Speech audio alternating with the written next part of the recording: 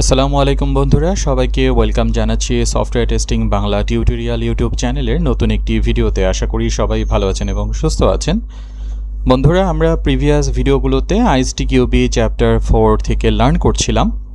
আজকেও আমরা আইএসটিকিউবির চ্যাপ্টার 4 থেকে লার্ন করব এবং আজকে আমাদের লার্নিং টপিক হলো এক্সপেরিয়েন্স বেসড টেস্ট টেকনিক।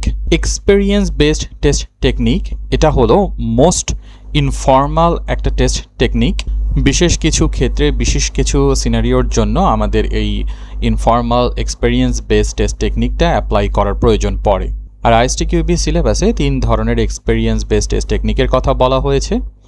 একটা হলো error guessing, checklist based testing and exploratory testing.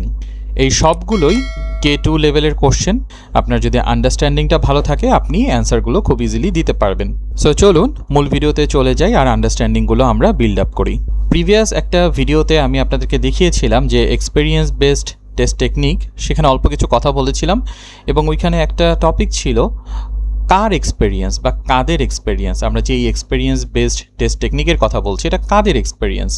Obviously টেস্টাররা যেহেতু টেস্ট করবে, টেস্টারের এক্সপেরিয়েন্স তো এখানে রয়েছেই, বাট এই ইনফর্মাল এক্সপেরিয়েন্স বেসড টেস্টিংগুলো করার জন্য আমাদের আদার্স পার্সন যেমন developer, users, stakeholders or business owners, product owners, এদের এক্সপেরিয়েন্সেরও প্রয়োজন পড়ে। যেহেতু এটা একটা ইনফর্মাল এবং স্পেশাল কিছু সিনারিও বা স্পেশাল কিছু ঘটনার কারণেই এটা করা লাগে, তাই সবার সমন্বিত প্রচেষ্টার মাধ্যমেই আমরা এক্সপেরিয়েন্স বেসড টেস্টিংটা সাকসেসফুলি করতে পারি। ওকে, প্রথম যে টপিক আইএসটিকিউবির সিলেবাস থেকে সেটা হলো এরর গেসিং। নাম শুনে কি বোঝা যাচ্ছে?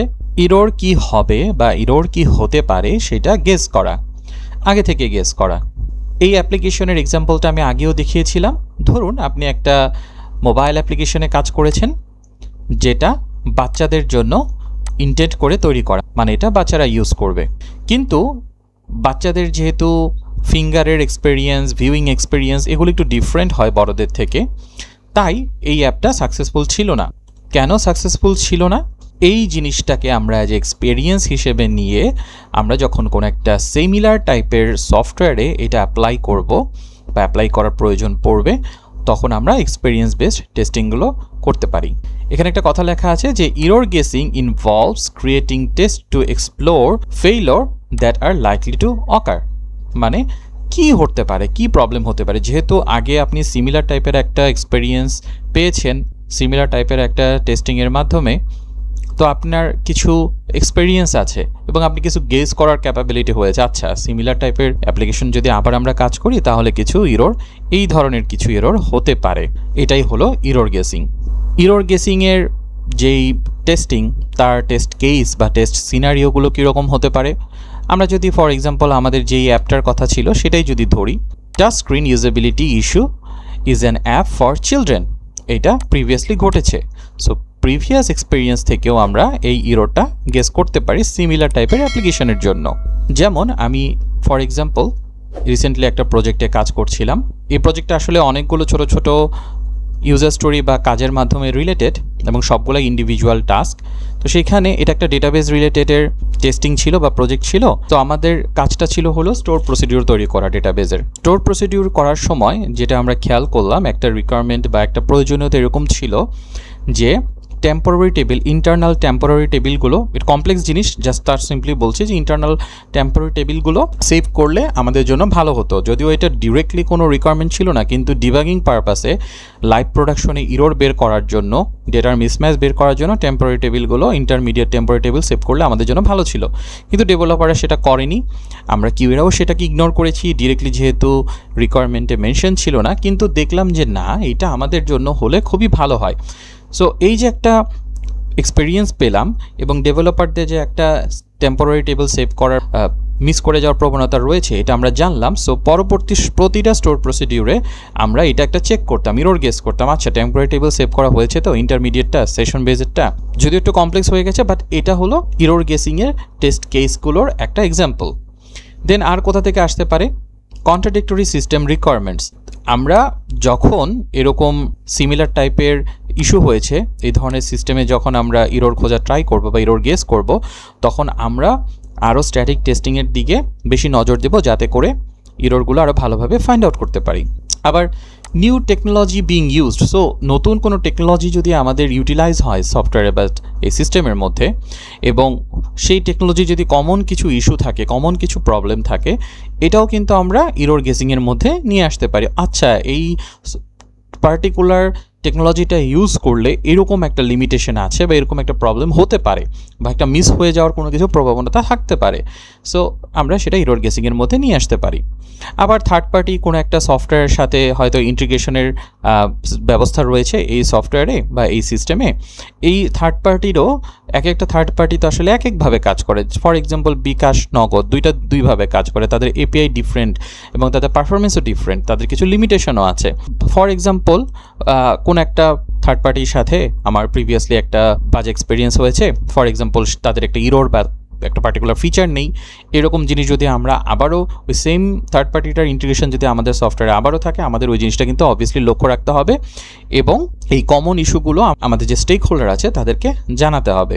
এই ইরর গেসিংটা তো কিউএ পার্সপেক্টিভে বললাম যে আমাদের টেস্ট কেসগুলো বা আমাদের চিন্তাগুলো কেমন হবে। যদি ডেভেলপার বা কোডিং পার্সপেক্টিভে চিন্তা করি, তাদের চিন্তার আসলে কেমন হবে বা তাদের ইরর গেসিংয়ের যেই তাদের পার্সোনাল যে test case, unit test case বলেন বা যাই বলেন, সেগুলোর ভিতরে কিভাবে তারা এটা ইন্টিগ্রেট করবে। ফর এক্সাম্পল তাদের যে ইনপুট ফিল্ড হয়তো রিকোয়ারমেন্টে নির্দিষ্ট করে বলে দেওয়া নেই এবং প্রিভিয়াস এক্সপিরিয়েন্স অনুযায়ী তারা হয়তো পেয়েছে যে ইনপুটে আসলে ইউজার যে কোনো ধরনের ইনপুট দিতে পারে, সো এই ধরনের জিনিসগুলোও তারা কনসিডার করবে এক্সপিরিয়েন্স বেসড ইরর গেসিং টেকনিকের মধ্যে।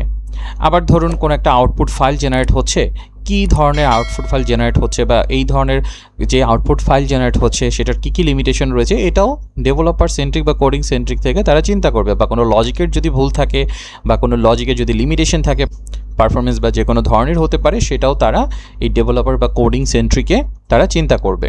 এবার কথা হলো, এই যে ইরর গেস আমরা করব, এই ইরর গেস তো অবভিয়াসলি আমাদের পাস্ট এক্সপিরিয়েন্স বা প্রিভিয়াস এক্সপিরিয়েন্স তো একটা সোর্স, যেটার উপরে বেস করে বা যেটা আমাদের সোর্স হিসেবে কাজ করবে আমাদের এই ইরর গেসিং টেস্ট কেসগুলো বানানোর জন্য।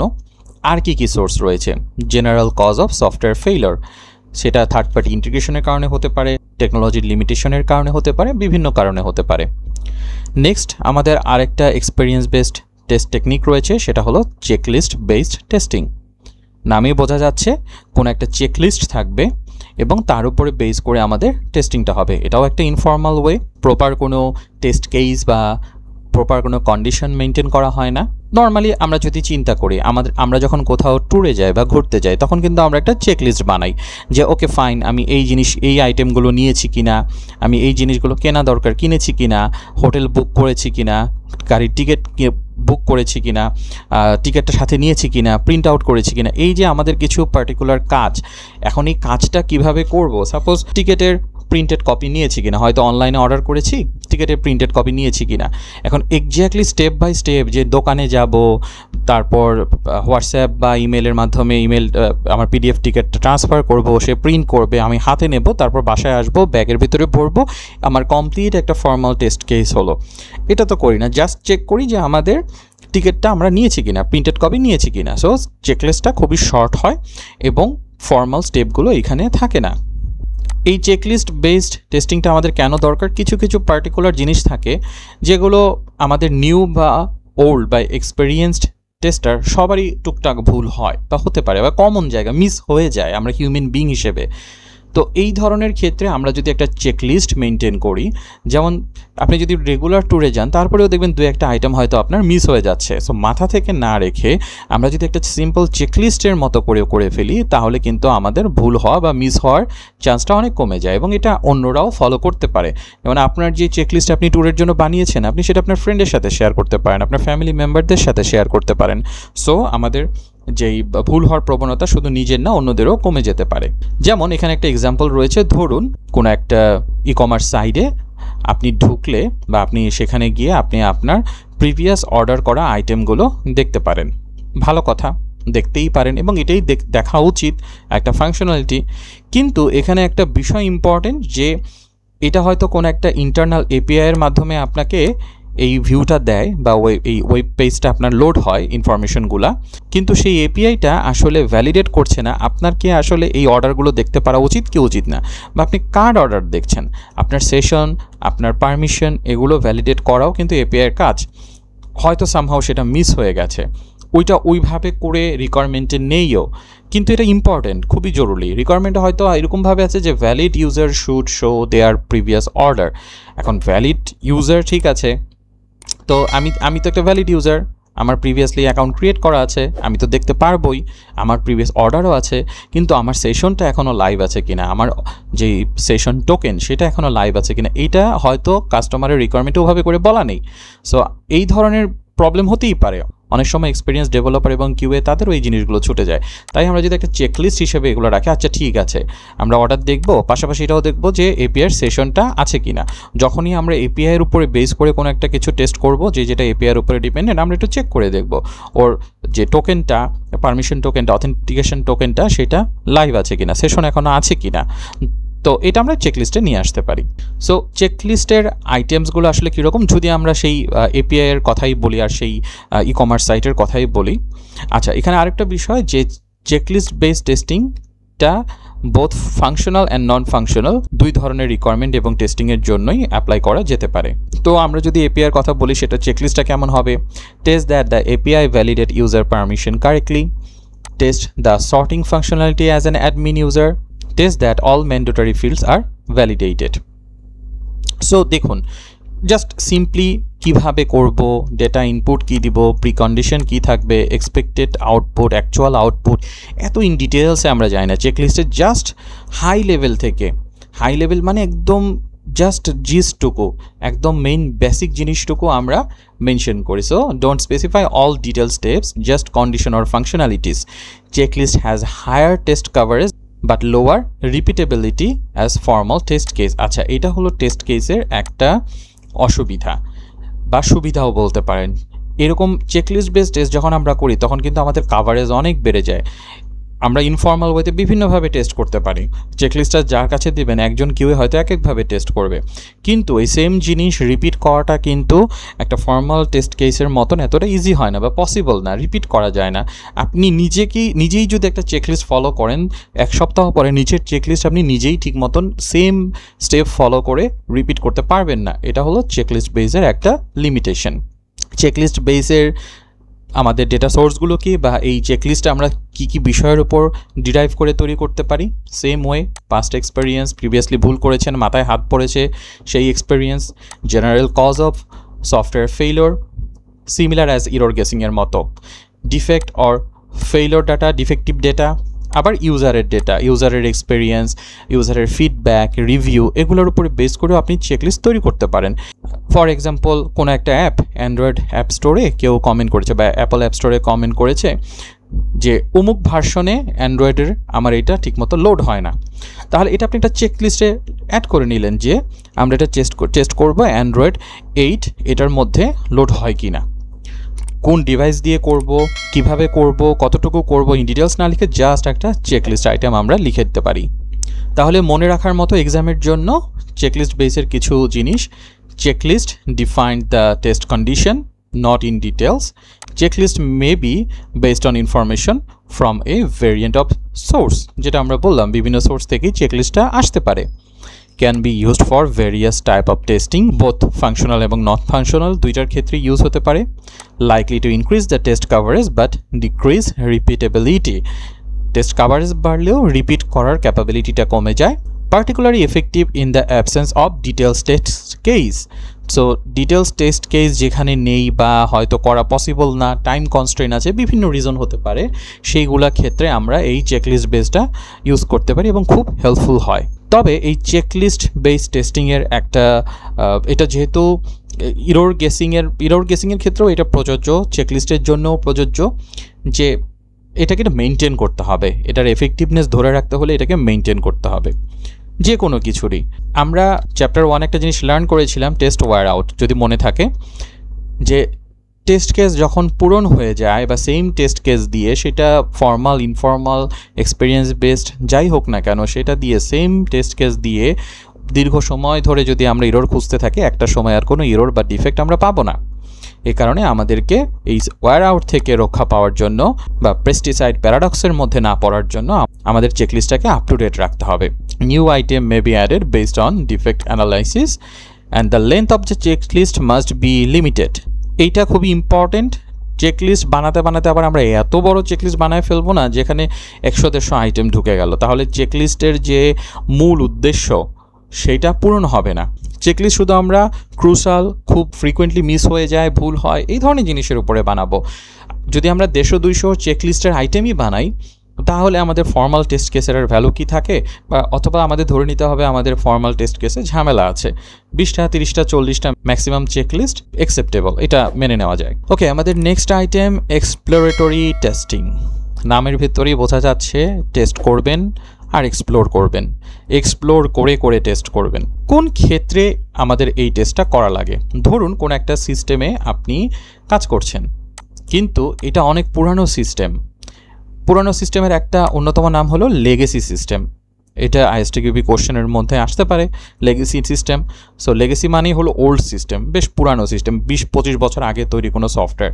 তো সেই সিস্টেমের এনাফ পরিমাণ ইনফরমেশন, ডকুমেন্টেশন বা তারা ওই সময় যারা কাজ করেছিল হয়তো মাথায় রেখে কাজ করেছে, ওই ব্যক্তিরাও আর নেই। ওই কি হয়েছিল, এই সফটওয়্যারটা কিভাবে কাজ হয়, এখন ধরুন আপনাদের ওই সফটওয়্যারটা আমরা নতুন করে মার্কেটে ছাড়বো, হয়তো মাঝখানে কিছুদিন মার্কেটে ছিল না, আবার নতুন করে মার্কেটে আসবে। খুব ভালো একটা এক্সাম্পল হলো poking system.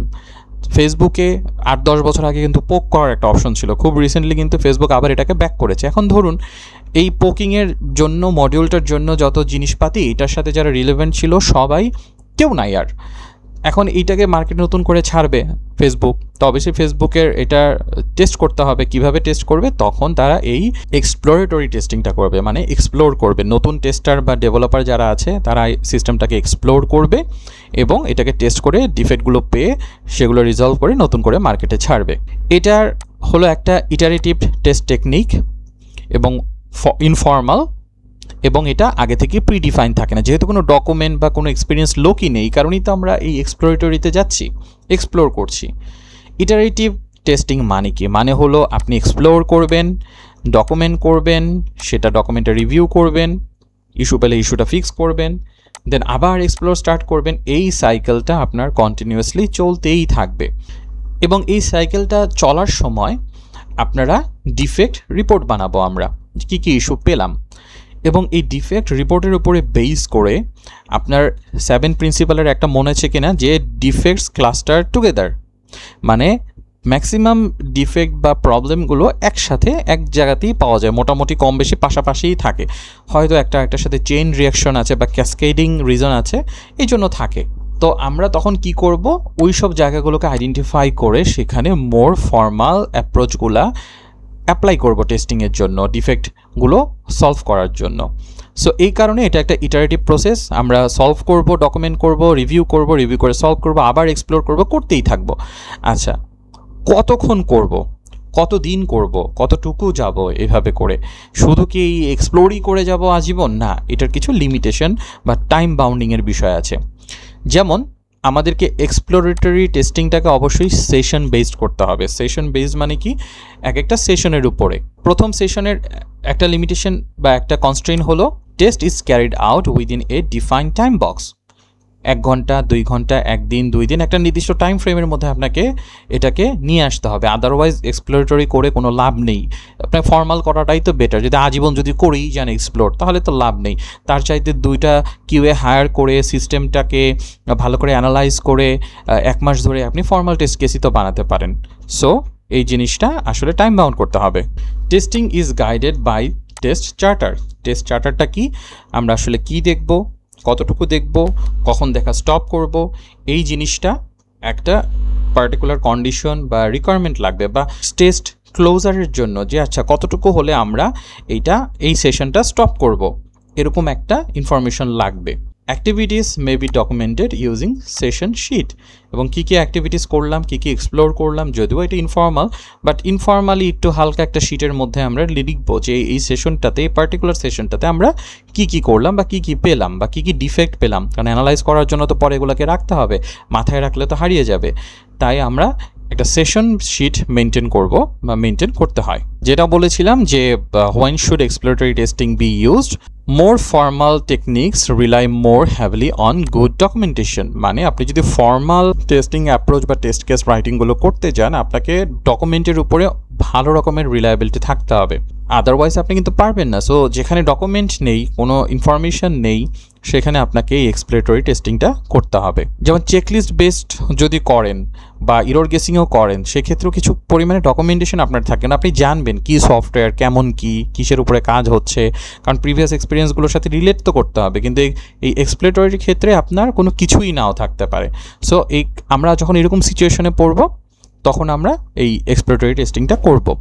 Then the tester past experience and finding from previous session are used as the basis for the exploratory testing. মানে পাস্ট এক্সপিরিয়েন্স আর প্রিভিয়াস যে সেশনটা করলাম, 1 নম্বর সেশনের যেই ফাইন্ডিংসগুলো, সেইটা 2 নম্বর সেশনে টেস্ট বেসিস হিসেবে কাজ করবে। যে কি কি পেয়েছিলাম বা কতটুকু দেখেছি, কি দেখেছি, এটা একটা টেস্ট বেসিসের জন্য কাজ করবে।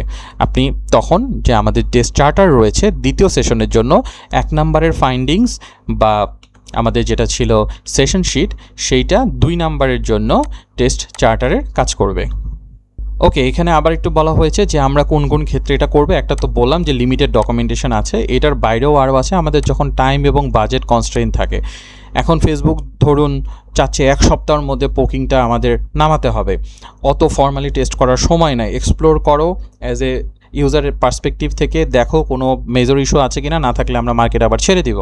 তো এই ধরনের বাজেট এবং টাইম কনস্ট্রেন্ট থাকলেও এক্সপ্লোরেটরি টেস্টিং করা হয়। এবং exploratory testing can be combined with other techniques as well. যখন আপনারা এক্সপ্লোরেটরি টেস্টিং করবেন বা আমরা করব, তখন আদার যে ফর্মাল টেকনিক রয়েছে, হোয়াইট বক্স, ব্ল্যাক বক্স, আপনার ফাংশনাল, নন ফাংশনাল যত টেস্টিং টেকনিক আছে, সবগুলো ইউটিলাইজ করেও, কম্বাইন করেও আমরা এক্সপ্লোরেটরিটা করতে পারি।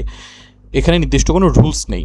এবং অবশ্যই স্কিল্ড টেস্টাররা যদি করে এক্সপ্লোরেটরি টেস্টিংটা, তাহলে বেটার হয়, যেহেতু স্কিল টেস্টারদের অনেক এক্সপিরিয়েন্স আছে, অনেক সম্পর্কে তাদের জিনিস মাথায় থাকে, তাদের নিজস্ব কিছু পার্সোনাল চেকলিস্টও থাকতে পারে, যেগুলো তারা সিমিলার টাইপের সফটওয়্যারের জন্য ইউজ করবে।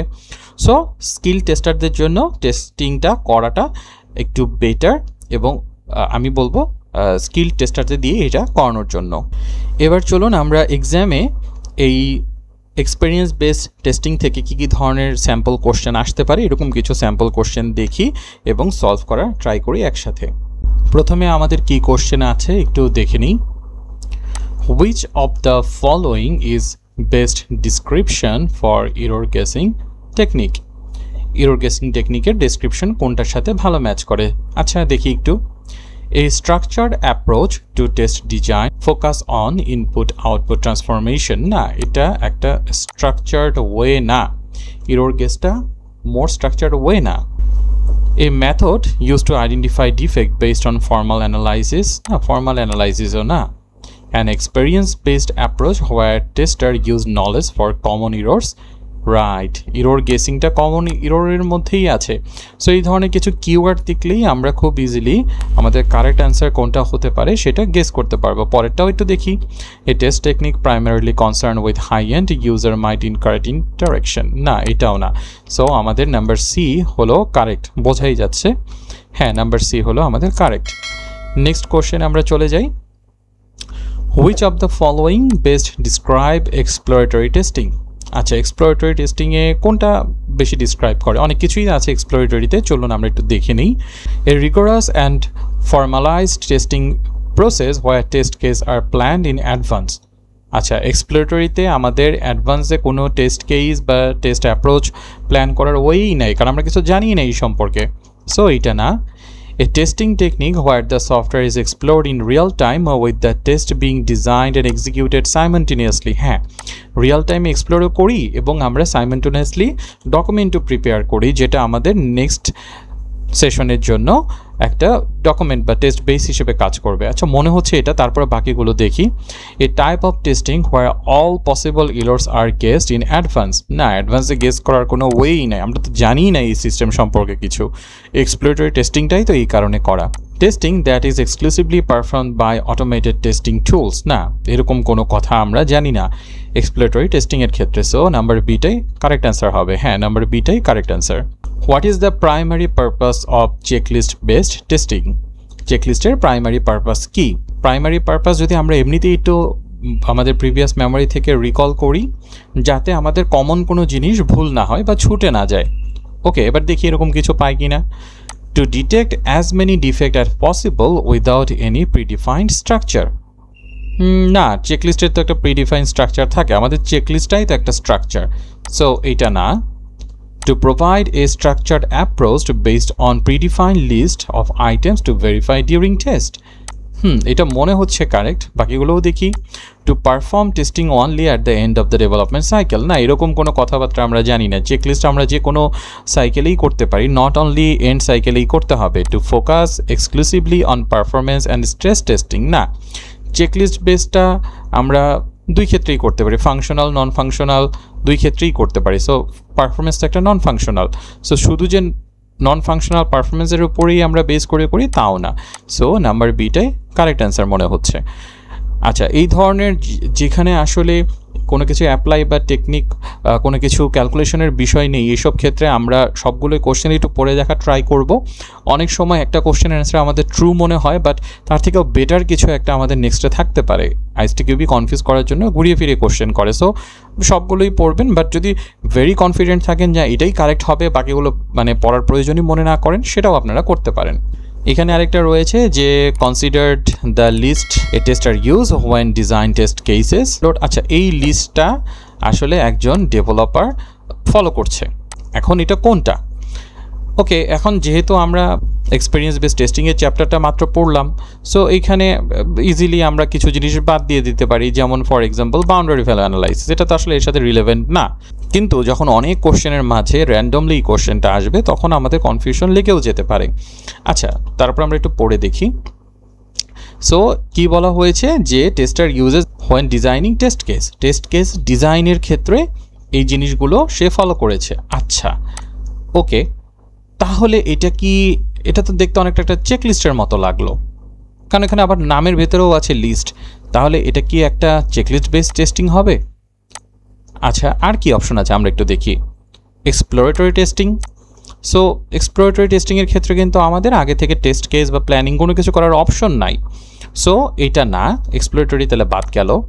দেন আছে ফল্ট অ্যাটাক। এই ফল্ট অ্যাটাকটা কি? ফল্ট অ্যাটাক সম্ভবত আমি আমার যেই লেসনটা ছিল সেখানে মিস করেছি। এটা ইরর গেসিংয়ের একটা পার্ট। সো আপনি যখন ইরর গেস করলেন, এই গেস করার পরে নেগেটিভ ইম্প্যাক্ট যেগুলো হতে পারে, সেই ইম্প্যাক্টগুলোকে একটা টেস্ট কেস আকারে, হাই লেভেল টেস্ট কেস আকারে, অনেকটা চেকলিস্টের মতন, বাট চেকলিস্টের ভিতরে খালি নেগেটিভ জিনিসে যে থাকে বিষয়টা এরকম না, কিন্তু ফল্ট অ্যাটাকের ভিতরে নেগেটিভ জিনিসগুলো থাকে এবং এটা একটা টেস্ট কেস ডিজাইনের জন্য হেল্প করে। তো এই ফল্ট অ্যাটাকের যে লিস্টটা, সেই লিস্টটা দেখতে অনেকটা এরকম হয়। কেন এটা চেকলিস্ট না, কেন এটা ফল্ট অ্যাটাক? কারণ এখানে ডিজাইনিং টেস্ট কেস এই কথাটা মেনশন করেছে। আমাদের চেকলিস্ট বেস যে টেস্টিংটা, ওইটা চেকলিস্টটাই হলো আমাদের জন্য টেস্ট কেস। আলাদা করে ওর উপরে বেস করে আমরা টেস্ট কেস করি না। কিন্তু ইরর গেসিংয়ের ক্ষেত্রে আমরা কি করি, আগে থেকে ইররটা গেস করি, কি কি ইরর হতে পারে এটার এরকম করে একটা নোট ডাউন করি এবং সেটার উপরে ডিটেলসে আমরা টেস্ট কেস তৈরি করি। সো ফল্ট অ্যাটাকটা হলো এখানে মোস্ট অ্যাপ্রোপ্রিয়েট। অ্যান্সারটা দেখি, হ্যাঁ ফল্ট অ্যাটাক। একটু যেহেতু আমি টপিকটা মিস করেছি, এখানে এআই কি অ্যান্সার দিল এটা আমরা একটু এক্সপ্লোর করে দেখি। This is a list of possible failures, মানে কি কি ফেইলর বা নেগেটিভ জিনিস ঘটতে পারে, আমরা ফল্ট অ্যাটাকে সেইটাকেই লিস্ট ডাউন করি। চেকলিস্টে কিন্তু পজিটিভ নেগেটিভ সব কিছুই থাকতে পারে। Okay, fault attacks are a methodological approach to implement of error guessing and require the tester to create or accurate list for possible errors, define and failures and to design test। মানে শুধু list ডাউনটাই আমরা, fault অ্যাটাকটা হলো আমাদের একটা list, similar kind of চেকলিস্টের মতন, but এখান থেকে আমরা ফিউচারে আবার টেস্ট কেসও ডিরাইভ করি। সো এই যে ডিজাইনিং টেস্ট কেস কথাটা, এইটা থেকেই আমাদের আসলে বুঝে নিতে হবে, যদিও লিস্ট বলেছে বাট এটা চেকলিস্ট না, এটা একটা ফল্ট অ্যাটাক কনসেপ্টটা আপনারা একটু মাথায় রাখবেন। নেক্সট আমাদের রয়েছে which statement accurately reflect A capability within exploratory testing. আচ্ছা, এক্সপ্লোরেটরি টেস্টিংয়ের ক্যাপাবিলিটি কি? তো ক্যাপাবিলিটি হলো যে কোনো ডকুমেন্ট ছাড়া, কোনো কিছু ছাড়াই আমরা টেস্ট করতে পারি, এবং আমরা সব ধরনের টেস্টিংই এখানে করতে পারি, বা সব ধরনের যে টেস্টিং মেথড রয়েছে, টেস্ট ডিজাইন মেথড রয়েছে, সব কিছুই আমরা এখানে অ্যাপ্লাই করতে পারি। দেখি তো এর মধ্যে কোনটা মিলে। Tester must ahead to predetermined set of test scenario without deviation. না, প্রিডিফাইন কোনো কিছু আমাদের থাকে না, প্রিডিটারমাইন্ডও কোনো কিছু থাকে না। Documentation of finding is considered unnecessary and discourage. না, অবশ্যই ডকুমেন্ট করতে হবে, না হলে আমরা নেক্সট সেশনের জন্য টেস্ট বেসিস কোথায় পাবো? Testers can use black box technique during exploratory test session. Black box করতে পারে, চাইলে হোয়াইট বক্সও করতে পারে যদি ওরকম প্রয়োজন মনে করে, ডেভেলপাররা যদি ইনভলভ থাকে। Exploratory testing is less effective for complex system. না, কমপ্লেক্স সিম্পলের সাথে এটার কোনো রিলেশন নাই। রিলেশন হলো লেগেসি সিস্টেম, ওল্ড সিস্টেম, যার কোনো ডকুমেন্ট বা কোনো কিছুই আমরা খুঁজে পাচ্ছি না। সো কারেক্ট অ্যান্সার হবে হলো answer C, right. Then next কোশ্চেনে আমরা চলে যাই। Which of the following statement about checklist based testing is true? Okay, চেকলিস্টের জন্য কোনটা true? Is checklist item should be capable of being tested in isolation. Okay, প্রতিটা আইটেমস আলাদা আলাদা করে টেস্ট করার ক্যাপাবিলিটি থাকবে। Okay, fine. Checklist based testing should focus primarily on error guessing and fault simulation. না, চেকলিস্টে আসলে ইরর গেসিং থাকে না, এটা হলো আমাদের ফল্ট অ্যাটাকের মধ্যে থাকে। প্রাইমারিলি ফোকাস অন নেগেটিভ জিনিসগুলোর উপরে, ইররের উপরে। Checklist are recommended to be lengthy to ensure testing. না, লেন্দি হওয়াটা আমরা কি বললাম, যে খুব বড় হয়ে গেলে আমাদের চেকলিস্টের আর ভ্যালু থাকে না। The checklist is generally used at the end of the testing phase. না, এটাও ট্রু না, আমরা এরকম সিমিলার একটা আগেও পেয়েছিলাম। তার মানে আমাদের এ নাম্বারই হলো কারেক্ট অ্যান্সার। হ্যাঁ, এ হলো আমাদের কারেক্ট অ্যান্সার। নেক্সটে আমাদের কি রয়েছে? What is the limitation for error guessing technique? Error গেসিংয়ের কী লিমিটেশন রয়েছে? আমরা যদি একটু মেমোরি থেকে রিকল করার ট্রাই করি, ইরর গেসিংয়ের কী লিমিটেশন আছে? আমাদের যদি এনাফ পরিমাণ এক্সপিরিয়েন্স না থাকে, তাহলে বা ওই সিমিলার টাইপের প্রোডাক্ট এক্সপিরিয়েন্স না থাকে, ইরর গেস তো করতে পারবো না। তাহলে দেখি এরকম কিছু পাই কি না। It can not be used in agile development environment. না, অ্যাজাইল, ওয়াটারফল, এইটা আসলে এর সাথে কোনো রিলেভেন্সি কিছু না। It may overlook areas not covered by the testers experience. Right, tester যদি এক্সপেরিয়েন্স না থাকে তাহলে ওই এরিয়াটা কাভারেজ তার মাঝখানে নাও আসতে পারে। It is incompatible with automated testing tools. না, টেস্টিং টুলসের সাথে আসলে এটার কোনো রিলেশন নাই। It requires too much time to effectively implemented. এটাও না, কারেক্ট অ্যান্সার হলো নাম্বার বি হবে। Yes, number B. এরপর হলো exploratory testing is particularly beneficial in which of the following situation. কখন? যখন আমাদের না পরিমাণ ডকুমেন্টেশন থাকে না, এক্সপেরিয়েন্স লোক থাকে না, পুরানো সিস্টেম নিয়ে কোনো ইনফরমেশনই আমাদের কাছে নাই, তখন এটা আমাদের জন্য বেনিফিশিয়াল হয়। দেখি কোনটা মিলে। When the software development process follows A strict waterfall model. মডেলের সাথে এর কোনো রিলেশনই নাই, যে কোনো মডেলের জন্য এটা হতে পারে। Where there are comprehensive and detailed software requirement specification. এত যদি স্পেসিফিকেশনই থাকতো আমরা তো ফর্মাল টেস্টই করতে পারতাম, এই এক্সপ্লোরেটরি তো করার দরকার পড়তো না। সো এটাও না। When there is need to quickly learn about the software behavior in the absence of detailed documentation. Yes, এটাই আমরা খুঁজছিলাম। পরেরটা তাও একটু পড়ি। For testing simple and straightforward application with minimal functionalities. না, ছোট, মিনিমাল, কম কমপ্লেক্স, বেশি কমপ্লেক্স, এর সাথে আসলে কোনো রিলেশন নাই। নাম্বার সি হলো কারেক্ট অ্যান্সার। নেক্সট কোশ্চেন কি আছে? A checklist based test has uncovered a recurring usability defects in a mobile application. আচ্ছা, রিকারিং কথাটা যদি আপনারা না বুঝেন, মানে বারবার ঘটছে, ইউজেবিলিটির প্রবলেম বারবার ঘটছে, এরকম একটা জিনিস একটা মোবাইল অ্যাপ্লিকেশনে ঘটছে, এটা চেকলিস্ট বেসড আনকভার করলো, মানে ডিসকভার করলো। The development team fix the issue, but what is recommended as follow up action? Development team fix করে দিল, বাট কিউ এর জন্য ফলো আপ অ্যাকশন কী হবে সেটা একটু দেখি। Make the corresponding checklist item as obsolete and remove. না, একবার ফাইন্ড আউট হয়েছে, ফিউচারে যে আর হবে না, কারণ রিকারিং তো বারবার তো হয়, তাহলে আমি যদি এখান থেকে লিস্ট থেকে বাদ দিই, ফিউচারে আবারও যদি একই ঘটনা ঘটে আমি তো খুঁজে পাবো না, সো এইটা আমরা বাদ দিতে পারবো না। নেক্সট আমাদের কি রয়েছে, modify the checklist to focus on testing the functionality rather than non functional. না, ফাংশনাল নন ফাংশনালের বিষয় না, বিষয় হলো চেকলিস্টের আইটেমটা আমার ইস্যু আনকভার করছে, সেটা ফাংশনাল নন ফাংশনাল দুইটাই হতে পারে। Modify the checklist item to focus more প্রিসিয়াসলি on the fixed defect for further testing. Right, modification যদি লাগে তাহলে আমরা মডিফিকেশন করব, মডিফিকেশন নাও লাগতে পারে, বাট আমাদেরকে এটা চেকলিস্ট থেকে রিমুভ করা যাবে না। সো মনে হচ্ছে এটা কারেক্ট অ্যান্সার। পরেরটা দেখি, no checklist change are needed, the fix should prevent recurring without updates. আচ্ছা, এখন এই দুইটাকেই কিন্তু অনেকটা কাছাকাছি কারেক্ট মনে হচ্ছে, মানে মডিফাই যদি লাগে মডিফাই করব, আর যেহেতু আমার এই চেকলিস্ট বেস টেস্টিং একটা আনকভার করেছে, তার মানে এটা অলরেডি প্রিভিয়াসলি থেকেই আছে। So no checklist change are needed, এটাও kind of true, the fix should prevent recurring without updates. আচ্ছা, এইখানে পার্টটা হলো দুই জায়গায় ডিফারেন্ট।